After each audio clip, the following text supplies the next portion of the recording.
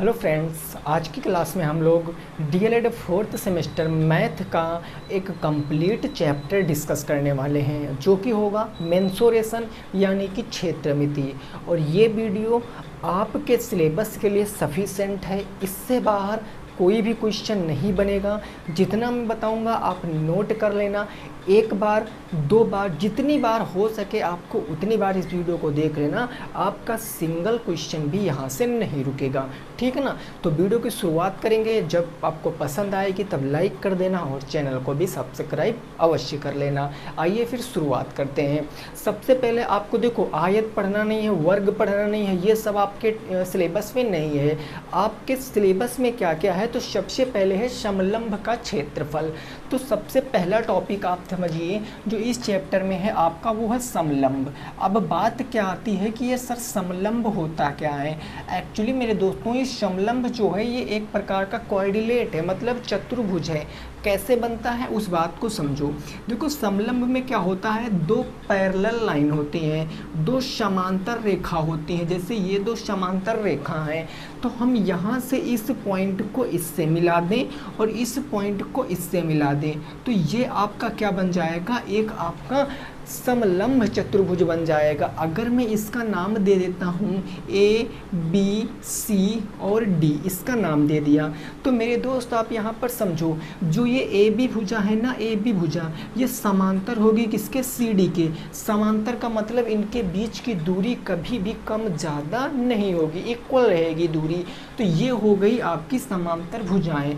यहाँ से आप एक बात को समझो, अगर मैं ए से एक परपेंडिकुलर यानी लंब डाल दूँ, बिंदु यहाँ मान लिया मैंने डी है, ठीक है, ई है, ए से मैंने सी डी पर एक लंब डाला, क्या, ए ई, तो ये जो ए ई है ना, ये कहलाएगी समलंब की ऊंचाई। आप कहीं से भी, आप यहाँ से भी इसको क्या कर सकते हो, लंब डाल सकते हो। तो यहाँ आप कोई नाम दे लो, ये 90 डिग्री का कोण बनेगा, मान लिया इसका नाम मैंने दे दिया एम, तो ये बी एम क्या कहलाएगी, हाइट कहलाएगी। क्या कहलाएगी, हाइट। यहाँ से एक सीधा सा फार्मूला आपको याद रखना है कि समलंब का क्षेत्रफल क्या होता है, वो होता है 1/2 इंटू के B1 प्लस के B2 और इंटू के क्या हो जाता है H।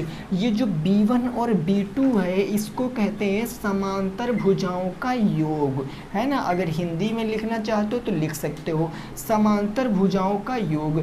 जैसे अगर मैं कह दूं कि ये भुजा आपकी B1 है, ये B1 सेंटीमीटर है और ये आपका B2 सेंटीमीटर है, तो निकल कर यही आएगा कि 1/2 ब्रैकेट में B1 प्लस B2 यानी समांतर भुजाओं का योग। एक है B1 सेंटीमीटर, दूसरी है B2 सेंटीमीटर, इन दोनों का योग और मल्टीप्लाई कर देंगे हाइट, बस आपका ये निकल आएगा।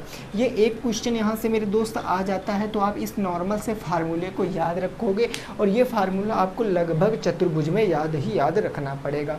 क्लियर हो गया, कोई दिक्कत नहीं है ना। अब आगे थोड़ा सा पढ़ते हैं और सर्कल की बात करते हैं, वृत्त की बात करते हैं और उसकी भी चीज़ों को समझेंगे। शुरुआत में मैं सारे फार्मूले आपको बता दूंगा, बाकी मैंने सारे क्वेश्चन आपके लिए ले रखे हैं, वो सारे क्वेश्चन भी मैं आपको कराऊंगा, बस आप चीज़ों को सीखते जाओ। पहला टॉपिक क्लियर। दूसरा टॉपिक आता है circle. Circle in the sense वृत्त। अब वृत्त क्या होता है, अच्छे से सभी लोग वाकिफ हो गए। वृत्त में एक सेंटर होता है और सेंटर से क्या होता है, चारों तरफ की जो दूरी होती है वो बराबर होती है। ये आपका एक क्या है, सर्कल है ना। ये मेरे दोस्तों आपका एक सर्कल है, मान लेना मेरे दोस्तों ये आपका सर्कल है। तो बीच में जो आपको ये पॉइंट दिख रहा है, इस पॉइंट को बोलते हैं हम सेंटर, इसको बोलते हैं केंद्र। और अब केंद्र से अगर आप यहाँ तक की दूरी देखोगे, यहाँ तक की दूरी को काउंट करोगे, तो इसको बोलते हैं त्रिज्या। इसको हम स्मॉल r से रिप्रेजेंट करते हैं, रेडियस इंग्लिश में, हिंदी में बोलते हैं त्रिज्या। और जब दो त्रिज्याओं को हम आपस में ऐड कर देते हैं, ये देखो दो त्रिज्याओं को आपस में ऐड कर देंगे, ये भी रेडियस ये भी रेडियस, तो ये मिलकर बन जाता है डायगोनल, यानी कि ये डायमीटर। डायमीटर का मतलब क्या होता है, ये मेरे दोस्तों ये आपका बन जाता है क्या, ये बन जाता व्यास। तो आप यहाँ पर सीधे समझोगे कि व्यास क्या होता है, व्यास होता है 2 गुणे त्रिज्या, यानी त्रिज्या का 2 गुना ही क्या कहलाता मेरे भाई, व्यास कहलाता है। फिर बात कर लेते हैं परिधि की। अब परिधि और एरिया में काफ़ी ज़्यादा कन्फ्यूज़न रहता है, फार्मूले सबको पता है, लेकिन जब लैंग्वेज घूम जाती है तो वो लोग समझ नहीं पाते। तो देखो ये जो बाहर की आपको ये सरफेस दिख रही है ना, ये सरफेस जो बाहर की दिख रही है, इस सरफेस को हम क्या बोलते हैं, इसी को हम परिधि बोलते हैं। जो सरफेस बाहर दिख रही है इसी को हम परिधि बोलते हैं। और वृत्त की परिधि होती है 2 पाई आर। 2 पाई आर, आर का मतलब त्रिज्या, पाई आर का मान होता है 22/7 गुने 2 हो जाता है, ठीक है ना। क्षेत्रफल, क्षेत्रफल का मतलब ये अंदर वाला पार्ट, ये अंदर वाला पार्ट क्या कहलाएगा, सर्किल का एरिया कहलाएगा।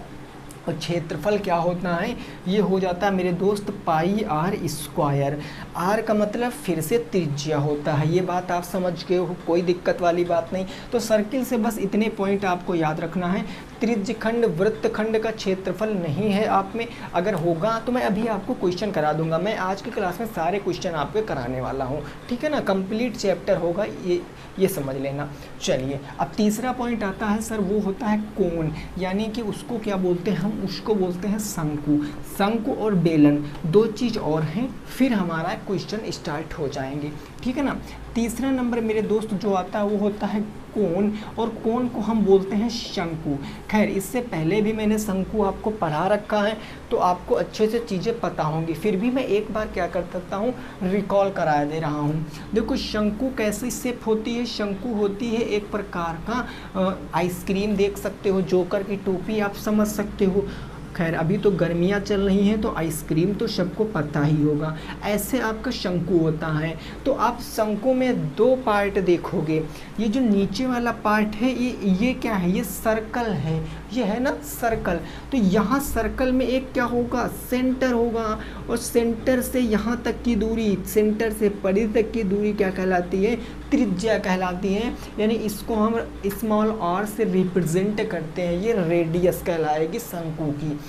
और ये जो ऊपर एपेक्स है, एपेक्स का मतलब क्या होता है, शीर्ष, जो ऊपर शीर्ष बिल्कुल टोपी पे लगा पॉइंट है ना, इस पॉइंट से अगर मैं वृत्त के सेंटर को मिला दूंगा तो ये हाइट कहलाएगी, ये शंकु की क्या कहलाएगी, हाइट, इसको स्मॉल r से रिप्रेजेंट कहते हैं। और जो ये आपको दिख रहा है ना, ये आपकी कहलाती है स्लैंट हाइट, यानी हिंदी में इसको बोलते हैं तिर्यक ऊंचाई, इंग्लिश में बोलते हैं स्लैंट हाइट, इसको स्मॉल l से रिप्रेजेंट करते हैं, ठीक है ना।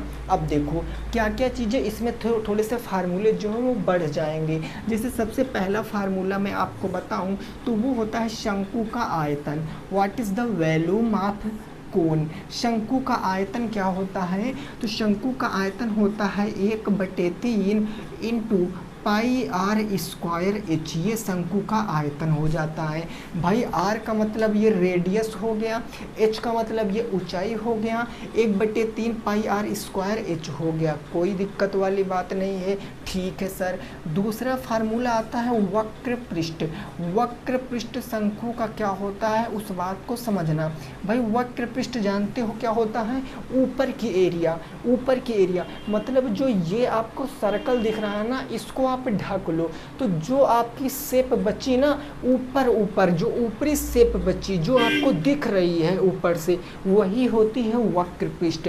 और शंकु का वक्र पृष्ठ हो जाता है पाई आर एल, पाई आर एल शंकु का वक्र पृष्ठ होता है मेरे दोस्तों, ठीक है ना। तीसरा नंबर आ जाता है शंकु का संपूर्ण पृष्ठ। ये संपूर्ण पृष्ठ कौन सी बात होती है, तो जरा आप समझो।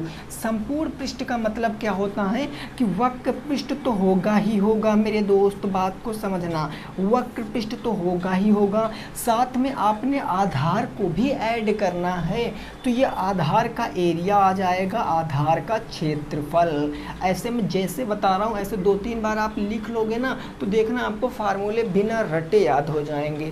तो वक्र पृष्ठ अभी आपने देखा क्या होता है शंकु का, वो होता है पाई आर एल, ठीक बात। आधार का क्षेत्रफल, आधार क्या है, शंकु का आधार एक सर्कल है और सर्कल का एरिया क्या होता है, वो होता है पाई आर स्क्वायर, यही होता है। दोनों में देखो कॉमन क्या मिल रहा है, अगर मैं बात करूँ तो पाई आर और पाई आर मैं कॉमन ले सकता हूँ। अगर मैं यहाँ से पाई आर कॉमन ले लूँगा, पाई आर से पाई आर खत्म, यहाँ बच गया एल, यहाँ पाई से पाई खत्म, आर से आर खत्म, ये बच गया आर। तो ये बन गया संपूर्ण पृष्ठीय क्षेत्रफल किसका, शंकु का। ये हो गया संपूर्ण पृष्ठीय क्षेत्रफल। नहीं फार्मूला याद, कोई दिक्कत नहीं। आपको वक्र पृष्ठ याद है, पाई आर एल होता है, आधार का क्षेत्रफल ये होता पाई आर स्क्वायर, कॉमन ले लिया पाई आर, तो ब्रैकेट में बच गया एल प्लस में आर। ठीक है ना। अब एक बात और समझना, अगर किसी भी क्वेश्चन में अगर आपको दिया गया है और यूनिट उसकी किस में है, क्यूब में है, यूनिट उसकी किस में है, घन का मतलब पावर 3, तो हमेशा समझना उस स्थान पर आपको क्या गिवन है, वॉल्यूम गिवन है, क्योंकि जो वॉल्यूम होता है वो हमेशा घन में होता है।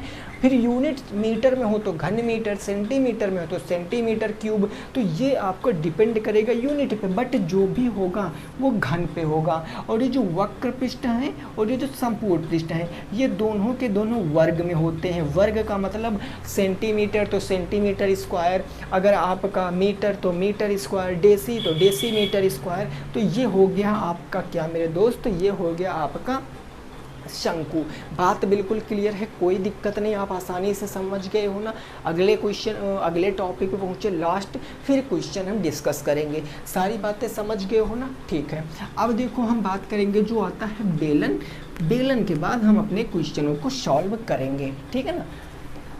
यहाँ तक चीज़ें बिल्कुल क्लियर होंगी, सारी बातें आपको समझ। हाँ, एक बात इसमें रह गई है, स्लंट हाइट मैंने आपको नहीं बताया, मैंने एल निकालना नहीं बताया। तो एल जो होता है वो होता है under root R square plus में एच स्क्वायर, और ये कुछ और नहीं है, ये राइट एंगल ट्रायंगल की प्रॉपर्टी है, पाइथागोरस थ्योरम है।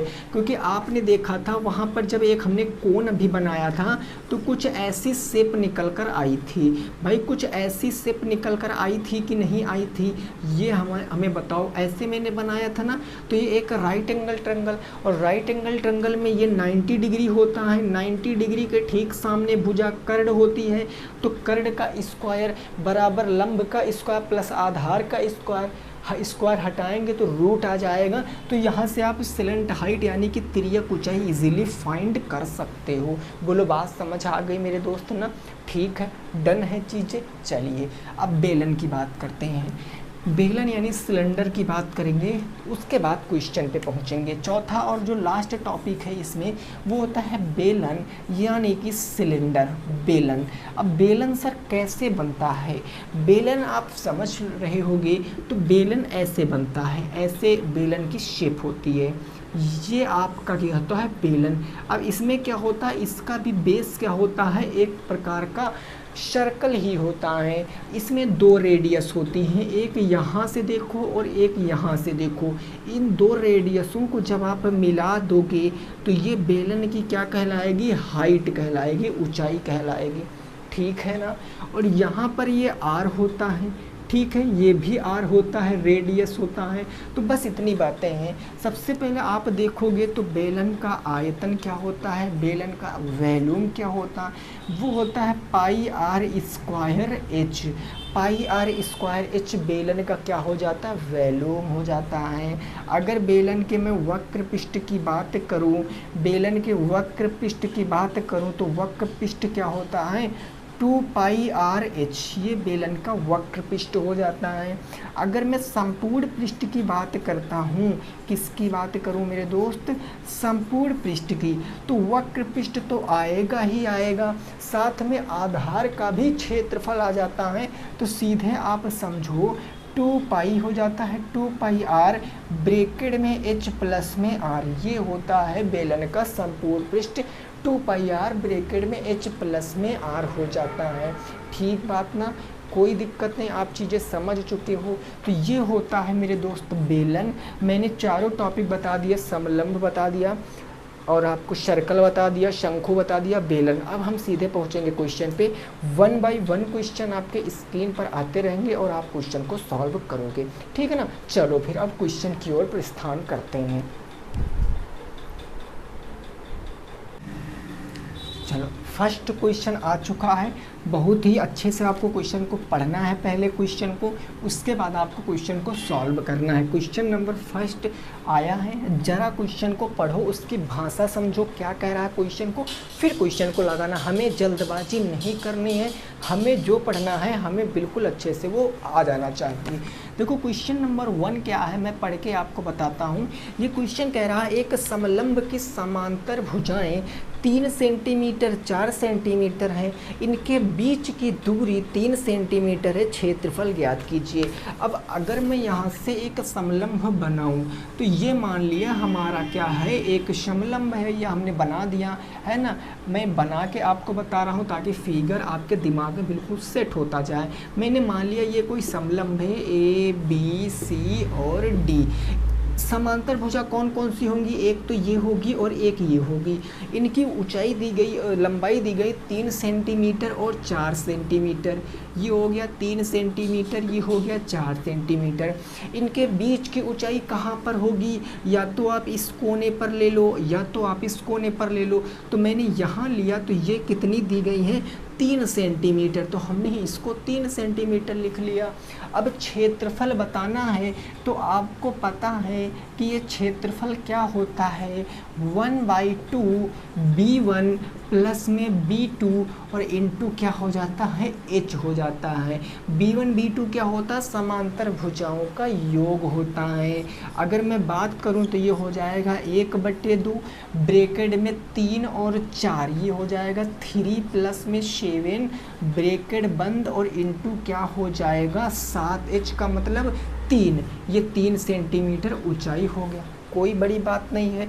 अब ये क्या हो जाएगा, 2, भाई देखो यहाँ पर हो जाएगा 1/2 गुणे 7 और 3 कितना हो गया 10 गुणे क्या हो गया 3। भाई 7 3 कितना हो गया 10, ये 7 है कि 4, सॉरी ये 4 है मेरे दोस्त, ये 4 है, तो यहाँ पर हो जाएगा 7, ये हो गया 7, ठीक है ना। जब सॉल्व करोगे तो ये हो जाएगा 21/2 और 21/2 को सॉल्व करोगे 10.5 किस में आएगा, एरिया हमेशा स्क्वायर में आता है, सेंटीमीटर था तो सेंटीमीटर स्क्वायर उत्तर आ जाएगा। पहले क्वेश्चन का जवाब आएगा 10.5 सेंटीमीटर स्क्वायर, आपके क्वेश्चन का करेक्ट जवाब है। बिल्कुल नॉर्मल क्वेश्चन है, दिमाग में सेट हो गया होगा।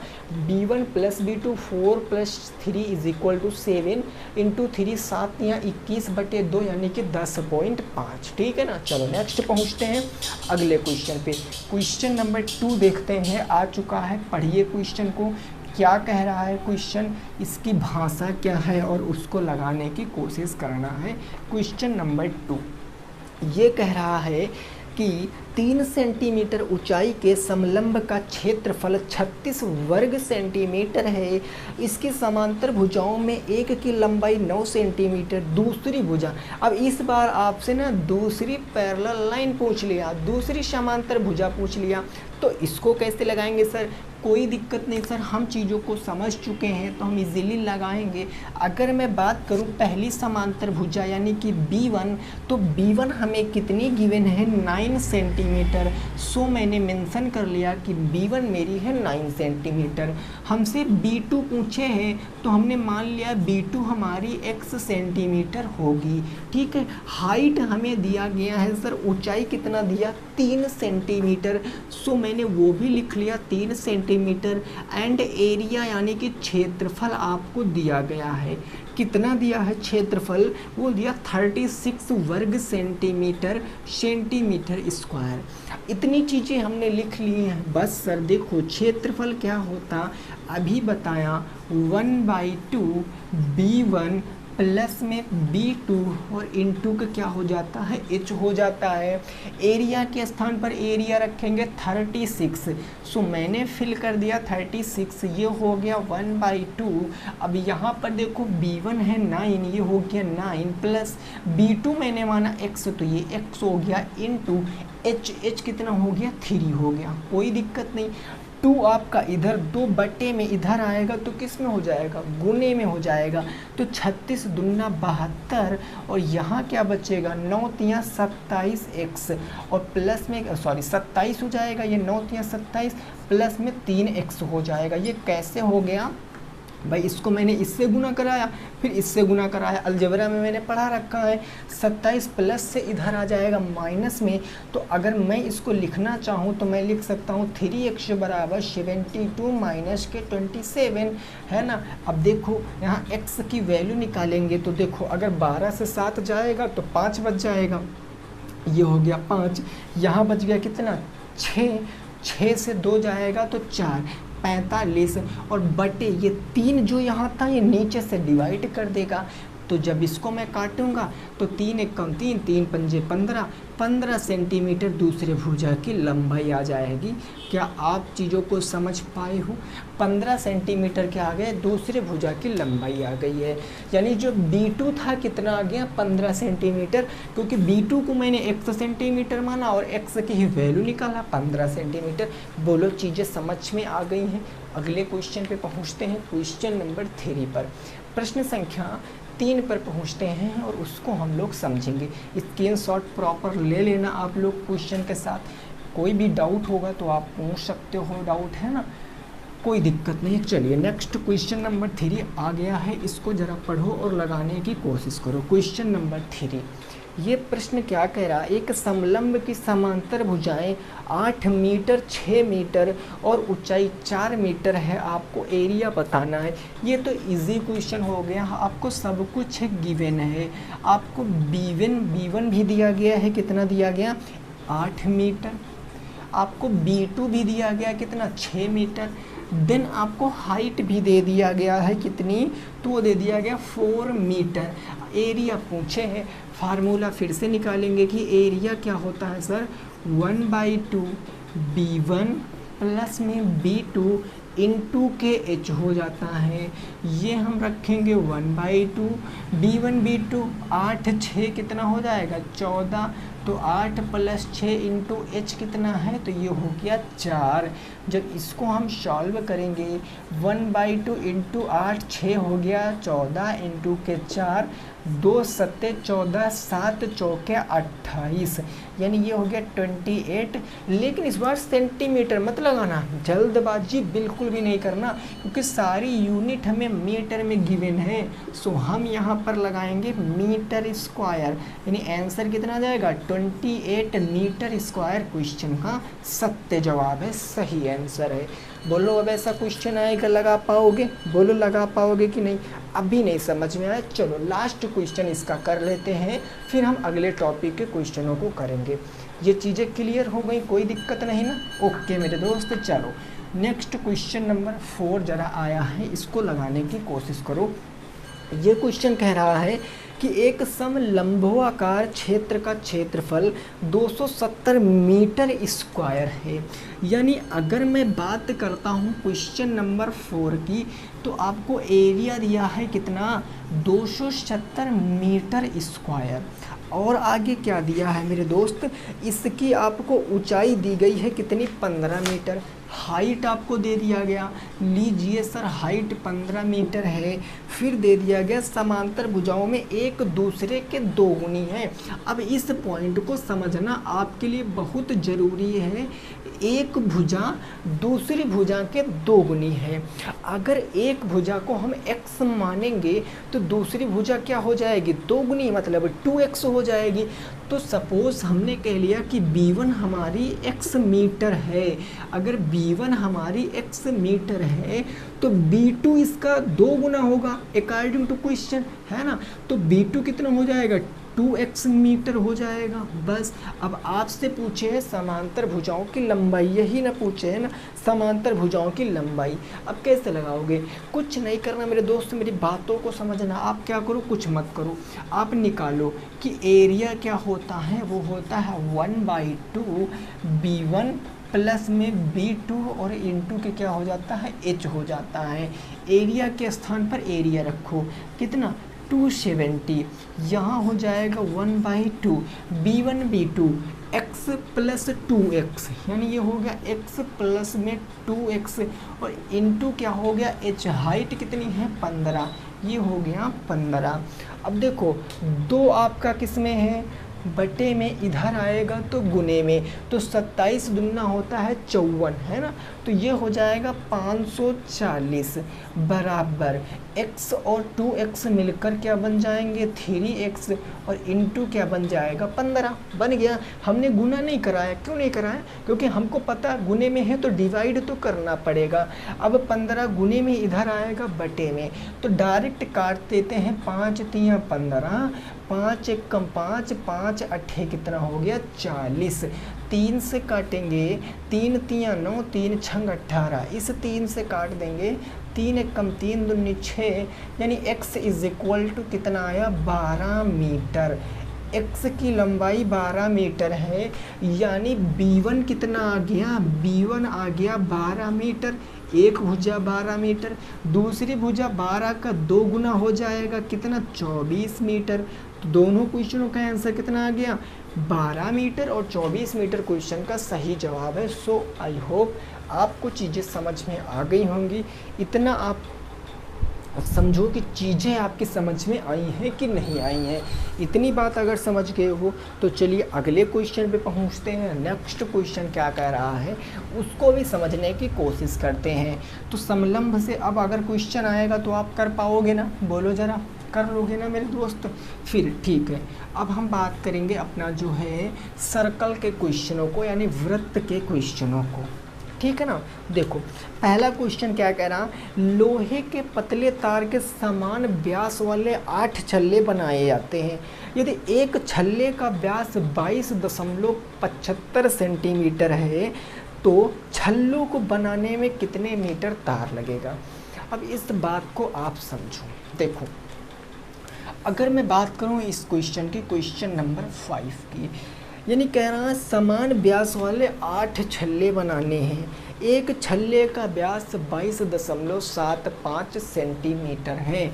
अगर एक छल्ले का व्यास आपको पता है, एक छल्ले का व्यास आपको पता है कितना है 22.75 सेंटीमीटर, तो हमें नॉर्मल सी बात बताओ, एक छल्ले की त्रिज्या हमें बताओ, एक छल्ले की त्रिज्या आप बताओ, निकाल सकते हो ना। त्रिज्या क्या होगा, व्यास का आधा, क्योंकि व्यास त्रिज्या का डबल तो त्रिज्या व्यास का आधा हो जाएगा, यानी ये हो जाएगा 22.75 डिवाइडेड बाई 2। अब मैंने आपको बताया, इसको सेंटीमीटर में लिख लेते हैं। मैंने आपको बताया था कि अगर कोई छल्ला है, मान लिया ऐसे छल्ला है, ये छोटे छोटे 8 छल्ले आपको बनाने हैं ऐसे, तो तार आपको बताना है। तो ये पहले छल्ला कैसे रहा होगा भाई, छल्ला पहले ऐसे रहा होगा ना, छल्ले में भी तार लगा रहा होगा, पहले ऐसे तार लगा रहा होगा, ऐसे तार। अब इसी तार को पकड़ के भाई देखो, आप क्या करो, माइंड में फिगर को ड्रा करने की कोशिश करो। इसी तार को पकड़ के मैंने ऐसे घुमा दिया और घुमाने के बाद ऐसे मेरा क्या बन गया, एक छल्ला बन गया, ऐसे मेरा एक छल्ला बन गया। तो कहने की बात ये है कि ये मैंने निकाला क्या, ये मैंने वृत्त की परिधि की ज्ञात की है, परिधि की गणना की है। तो अगर मैं यहाँ से एक छल्ले की परिधि ज्ञात कर लूँ तो हमें पता चल जाएगा कि एक्चुअल में एक छल्ले में कितने मीटर तार लग रहा है, कितने सेंटीमीटर तार लग रहा है। तो हम ज्ञात करेंगे कि एक छल्ले में लगातार, एक छल्ले में कितना तार लगेगा, जितना छल्ले की परिधि होगी। और छल्ला है सर्किल के आकार का, तो परिधि क्या होती है 2πr होती है। अब r की वैल्यू पता है, यानी ये हो जाएगा, मैं इसको साफ कर रहा हूँ ताकि आप चीज़ें समझ पाओ। ये हो गया 2 इंटू πr का मान 22/7 इंटू रेडियस कितनी है 22.75 डिवाइडेड बाई 2।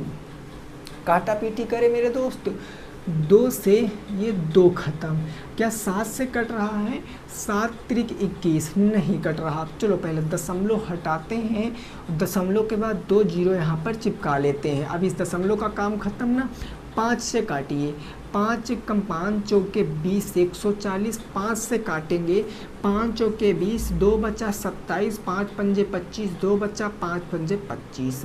अब 5 से काटेंगे 5 दूनी 10, 5 अट्ठे 40, 5 नवा 45, 5 एकम 5 91 हो गया। 7 चौके 28, 7 से कट जाएगा, देखो 7 चौके 28, 7 एकम 7 यहाँ 21, ये कितना आ गया 13 आ गया। अब क्या कुछ कट रहा, बिल्कुल सर कट रहा, 2 से काटूँ, देखो 2 दूनी 4, 2 से 11 बार में मैंने काट दिया। अब ऊपर क्या बचा, ऊपर डायरेक्ट देखो 11 इंटू 13 बटे के 2 बचा है, यानी मैं यहाँ पर अलग से लिख लेता हूँ। मैंने अलग से लिखा तो एक छल्ले में कितना लगेगा 11 इंटू 13 बटे 2 सेंटीमीटर, एक छल्ले में इतना तार लगेगा। लेकिन हमें तार कितने, छल्ले कितने बनाने 8, तो भाई ये तो नाइंसाफ़ी होगी, तो हम 8 छल्ले में लगातार ज्ञात कर लेंगे कि 8 छल्ले में लगातार। अब देखो 8 छल्ले में लगातार, क्या एक छल्ले में अगर इतना लग रहा है 11 इंटू 13 बटे 2, तो 8 छल्ले में लो 8 से गुना करा दिया, 2 चौके 8, 13 चौके 52, यानी 11 इंटू के 52, तो 11 दूना 22 के हासिल आ गया, 2 11 25 55 56 57, यानी ये आ गया 572 सेंटीमीटर पूरा का पूरा तार लगेगा 8 छल्ले बनाने में। ठीक है ना, 13 चौको 52, तो 11 दूना 22 के 2 कैरी 2 आ गया, 11 25 55 55 2 57, 572 सेंटीमीटर बिल्कुल करेक्ट जवाब हो गया। बोलो चीज़ें समझ में आई हैं कि नहीं आई हैं। देखो हो सकता है एक बार में चीज़ें आपको कम समझ में आए, लेकिन वीडियो आप देखो ज़्यादा लंबी वीडियो तो है नहीं, आपको टॉपिक क्लियर करना, आप रेगुलर वीडियो डेली वीडियो देखो, क्वेश्चन लगाओ, ना समझ में आए फटाक से चैनल पे और वीडियो देखो, आपका डाउट क्लियर हो जाएगा, है ना। ऐसे तैयारी करना है आपको। अगले क्वेश्चन पे पहुंचते हैं, प्रश्न संख्या 6 पर। क्वेश्चन नंबर 6 पर पहुंचते हैं, वो क्या है उसको भी हम समझने का प्रयास करेंगे। ठीक है सर, चलिए अगला क्वेश्चन, क्वेश्चन नंबर 6 देखो, पढ़ो, बताओ क्या आएगा उत्तर इस क्वेश्चन का। सर्कल के क्वेश्चन आपके चल रहे हैं ना, तो आप दिक्कत मत लेना, आप समझ में ज़रूर आएगा, बस आप अंत तक बने रहना।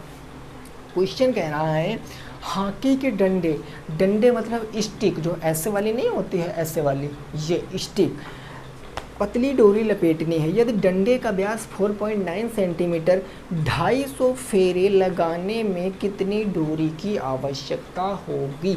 बिल्कुल सिंपल, जैसा क्वेश्चन अभी किया है ना, सेम डिट्टो वही करना है, कुछ और नहीं करना है।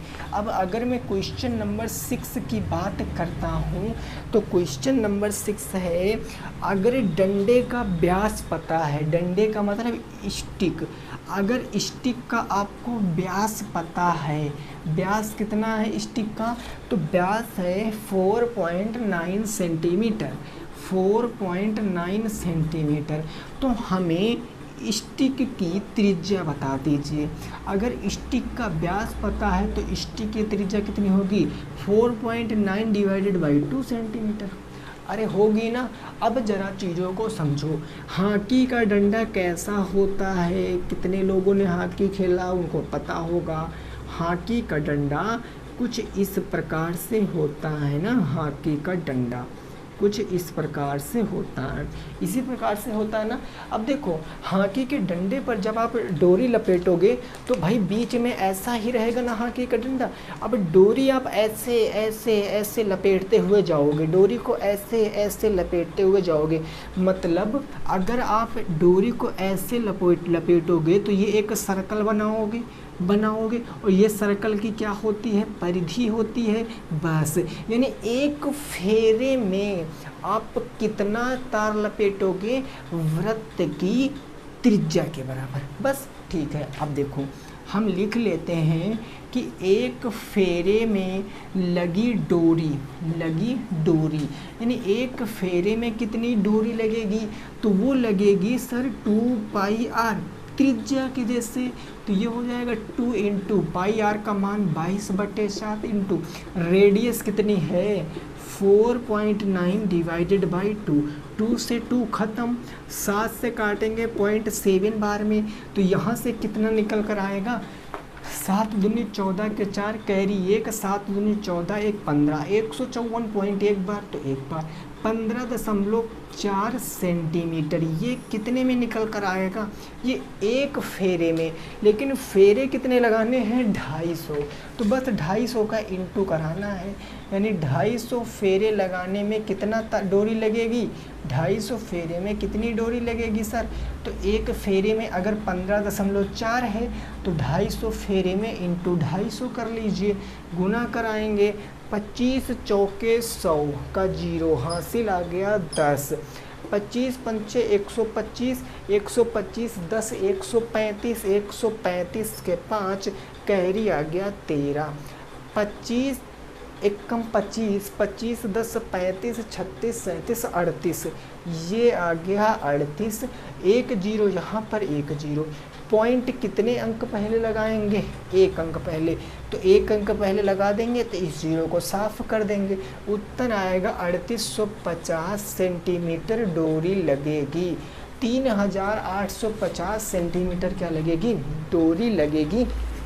इस बात को आप नोट कर सकते हो, 3850 सेंटीमीटर डोरी लग जाएगी। ठीक है ना? बोलो कोई दिक्कत नहीं है सर? चीज़ें बिल्कुल क्लियर हैं?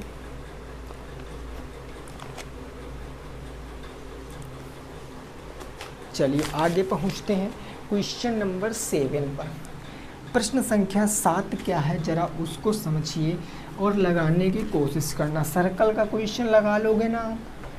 अब इस देखो, मैं इजी क्वेश्चन आप कर लोगे, हमें पता है, तो मैं टफ क्वेश्चन ज़्यादा करा दे रहा हूँ ताकि आप चीज़ों को समझ पाओ। इजी क्वेश्चन में कोई दिक्कत हो रही है अगर, तो आप हमसे यहाँ पर पूछ सकते हो भाई, ठीक है ना? ये हो गया इंस्टाग्राम आईडी, यहाँ पर आप हमसे पूछ भी सकते हो। अगर कोई क्वेश्चन है तो आप यहाँ पर हमसे पूछ भी सकते हो, ठीक है ना? चलिए अगला क्वेश्चन नंबर देखिए, क्वेश्चन नंबर 7 क्या है उसको ज़रा समझने की कोशिश करना।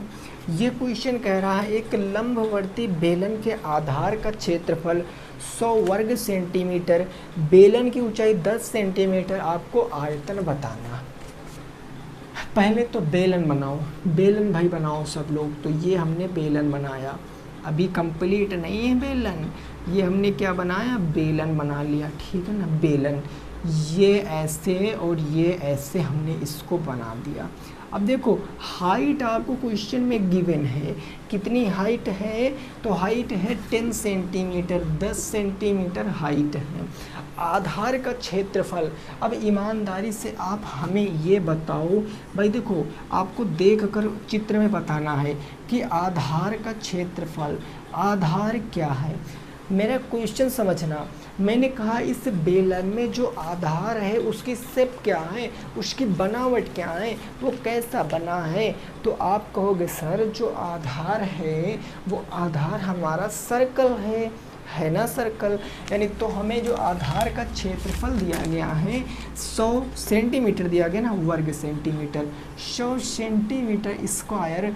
ये आधार का क्षेत्रफल क्या है? पाई आर स्क्वायर बराबर 100 सेंटीमीटर स्क्वायर। ये मैंने क्यों यहाँ पर ऐसे लिख दिया है? क्योंकि आप चीज़ें समझो भाई। यहाँ भी देखो, यह भी एक आपका सर्कल है, वृत्त है, यह भी आपका क्या है? एक वृत्त है, और वृत्त का क्षेत्रफल पाई आर स्क्वायर होता है। सो मैंने लिख लिया आधार का एरिया बराबर पाई आर स्क्वायर। हाइट दिया है, आपसे पूछे है आयतन। देखो कितना आसान क्वेश्चन पूछे है आपसे, लेकिन ये उन्हीं लोग लगा पाएंगे जो पढ़ेंगे। आयतन बेलन का क्या होता है? Pi R square H. अब देखो रेडियस निकालने की ज़रूरत बिल्कुल भी नहीं है, क्योंकि पाई आर स्क्वायर की वैल्यू क्वेश्चन में देखो कितनी दी है? 100 सेंटीमीटर दी है ना। और यहाँ पर आपको हाइट भी दिया है 10 सेंटीमीटर, रख दो, ये हो जाएगा 100 इंटू हाइट हो जाएगा 10, और ये निकल कर आएगा 100 और 10 का इंटू 1000 सेंटीमीटर स्क्वायर। सेंटीमीटर का गुना करा दोगे तो सेंटीमीटर क्यूब आ जाएगा, यानी उत्तर कितना आ जाएगा? 1000 सेंटीमीटर क्यूब क्वेश्चन का बिल्कुल सही जवाब हो जाएगा। कितना? 1000 सेंटीमीटर क्यूब। ओके, समझ गए हो ना? आगे पहुँचते हैं, फिर नेक्स्ट देखो क्वेश्चन क्या कह रहा, उसको भी आप समझने का प्रयास करो। अगला हमारा क्वेश्चन क्या है उसको भी आप समझने का प्रयास करो, ठीक है। अब आपके जो बुक के क्वेश्चन थे वो ख़त्म हो चुके हैं। 7 क्वेश्चन थे टफ वाले, इजी आप देखना, इजी मैंने 7-8 क्वेश्चन छोड़ दिए हैं, वो आप कर लोगे, नहीं कर पाओगे तो आप हमसे पूछ लेना, है ना। अब देखो 7 हो चुके क्वेश्चन, अब मैं क्वेश्चन आपको दे रहा हूँ अपने पास से, वो क्वेश्चन हम लोग साथ में करेंगे, है ना, वो क्वेश्चन हम साथ में करेंगे। जैसे हम अब चित्र बना रहे हैं, वो चित्र वो आपको समझना है और क्वेश्चन का जवाब देना है। ये हमने एक क्या बना दिया, एक हमने ये आकृति बना दिया, ये हमारी रेडियस हो गई है ना। मैंने कहा दोस्तों ये आपकी 3 सेंटीमीटर है, ये आपकी 4 सेंटीमीटर है, ठीक। तो क्वेश्चन सुनो, तो क्वेश्चन मैंने हमसे पूछा मैंने कि शंकु का संपूर्ण पृष्ठ बताओ, शंकु का संपूर्ण पृष्ठ बताओ, ये क्वेश्चन मैंने आपसे पूछ लिया। तो कितने लोग इस क्वेश्चन का जवाब दे सकते हैं, कितने लोग इस क्वेश्चन का जवाब देने में सक्षम हैं, ये आपसे क्वेश्चन पूछा है। अगर लैंग्वेज में बात कर लें तो लैंग्वेज में क्वेश्चन यूँ बनेगा कि एक शंकु की त्रिज्या 3 सेंटीमीटर तथा उसकी ऊंचाई 4 सेंटीमीटर है, तो शंकु का संपूर्ण पृष्ठीय क्षेत्रफल बताना है, इतना आपसे पूछ लेगा। तो आप ज़रा मेरी बातों को समझना, मैंने आपसे कहा कि आपको ज़रा ये बताना है कि शंकु का संपूर्ण पृष्ठीय क्षेत्रफल क्या होता है, शंकु का संपूर्ण पृष्ठ का क्षेत्रफल क्या होता है, संपूर्ण पृष्ठ का क्षेत्रफल। तो आप कहोगे सर भाई संपूर्ण पृष्ठ का क्षेत्रफल हमने क्या निकाला था भाई, वक्र पृष्ठ अभी बताया था, याद करो ना, अभी नोट किया होगा तो बुक पलट कर देख भी सकते हो। वक्र पृष्ठ प्लस क्या हो जाता है, आधार का क्षेत्रफल, यही ना होता है मेरे दोस्त। वक्र पृष्ठ क्या होता है, पाई आर एल, आधार का क्षेत्रफल पाई आर स्क्वायर। अगर मैं पाई आर कॉमन ले लेता हूँ तो एल प्लस आर बच जाता है, यही होता है शंकु का संपूर्ण पृष्ठ। ओके, कोई दिक्कत नहीं। लेकिन मुद्दा ये आता है कि सर यहाँ पर एल हम कैसे निकालेंगे, स्लंट हाइट ये कैसे निकालेंगे। तो अभी मैंने बताया एल हम कैसे निकालते हैं, L is equal to under root के अंदर क्या होता है, एच स्क्वायर प्लस में आर स्क्वायर। एल बराबर अंडर रूट एच कितना 4, 4 का स्क्वायर 16, आर कितना 3, 3 का स्क्वायर 9, तो ये हो जाएगा अंडर रूट 16 9 25, 16 9 25 का मतलब 5 सेंटीमीटर, यानी एल कितना आ गया 5 सेंटीमीटर। रख दो मान यहाँ पर, तो ये हो जाएगा 22/7 इंटू आर, आर कितना है 3, मैंने रख दिया 3, एल 5 है 5, आर कितना है 3, ये हो गया 3।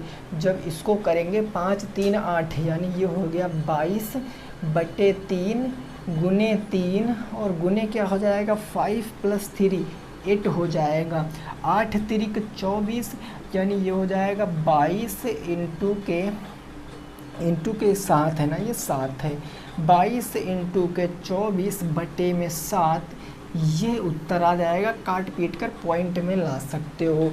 तो ये इस क्वेश्चन का क्या आ जाएगा, आंसर आ जाएगा। और ये संपूर्ण पृष्ठ है तो सेंटीमीटर स्क्वायर में आ जाएगा। बोलो समझ में आ गया कि नहीं आ गया, ये आंसर है आपका। कोई दिक्कत परेशानी नहीं है, चीज़ें समझ के हो ना, आसानी से आप लगा लोगे इस प्रश्न को। चलो ठीक है, अगला प्रश्न दे रहे हैं, ज़रा उसको लगाने की कोशिश करो। अगला प्रश्न दे रहे हैं, ज़रा उसको लगाने की कोशिश करना है आपको। जैसे क्वेश्चन मैंने कहा उस बात को समझना। क्वेश्चन मैंने कहा, जैसे क्वेश्चन मैंने कहा कि यह एक आपके सामने कुआं है, यह एक आपके सामने क्या है, कुआं है। मान लिया यह क्या है, कुआं, ठीक है ना, कुआं है, ठीक है ना। इस कुआं की हाइट आपको दी गई है, इस कुएं की हाइट आपको दी गई है, कितनी है, h की वैल्यू मान लिया दे दिया गया है, h की वैल्यू 7 सेंटीमीटर है, ठीक है ना। एच की वैल्यू 7 सेंटीमीटर है और आपको कुएं की त्रिज्या आर आपको दे दिया गया, आर आपको मान लिया दे दिया गया 4.2 सेंटीमीटर है। तो क्वेश्चन देखो, क्वेश्चन क्या पूछा है, 21 रुपये प्रति घन सेंटीमीटर की दर से कुआं खुदवाने का खर्च बताओ। 21 रुपये प्रति घन सेंटीमीटर की दर से कुआं खोदने में कितना रुपया लगेगा, कुआं खोदने में कितना रुपया लगेगा, ये क्वेश्चन पूछा है, कितना रुपया लगेगा। अब ऐसा क्वेश्चन आपके प्रीवियस ईयर पेपर में था ऐसा क्वेश्चन, बट मैंने क्या किया, डिजिट चेंज किए हैं और मैंने क्या किया, कुआं वहाँ भी लिखा था, कुआं यहाँ मैंने भी लिखा है, बस मैंने केवल डिजिट चेंज किए हैं, यूनिट चेंज किए हैं बस। अब देखो, जब आप कुआं आप खोदोगे या कुआं आपका कोई सहपाठी या मित्र बंधु सखा कोई भी खोदेगा, तो कुआं बाहर थोड़ी नहीं खोदेगा। कुआं कैसे खोदेगा, मान लिया यह एक कुआं है, तो कुआं की मिट्टी को वो बाहर निकालेगा, ऐसे मिट्टी को ऐसे वाला ना बाहर निकालेगा, इस तरीके से बाहर निकालेगा ना। तो एक्चुअल में वो कुआं की क्या हमें ज्ञात क्या करना है, तो अंदर जो ये अंदर की शेप होती है ना, ये अंदर की शेप, ये जो अंदर की शेप, अंदर जो भी होगा, इन सारी चीज़ों को वॉल्यूम बोलते हैं। हम क्या बोलते हैं मेरे दोस्त, इसको आयतन बोलते हैं। और जब हमें कुएं का आयतन पता चल जाए, उसको हम 21 से मल्टीप्लाई करा दें, तो हमें पता चल जाएगा कि कितने रुपए का खर्च आएगा। या सीधा दिमाग लगाते घन सेंटीमीटर, और घन सेंटीमीटर बात कह दिया, क्या ज्ञात करना है, वॉल्यूम ज्ञात करना है।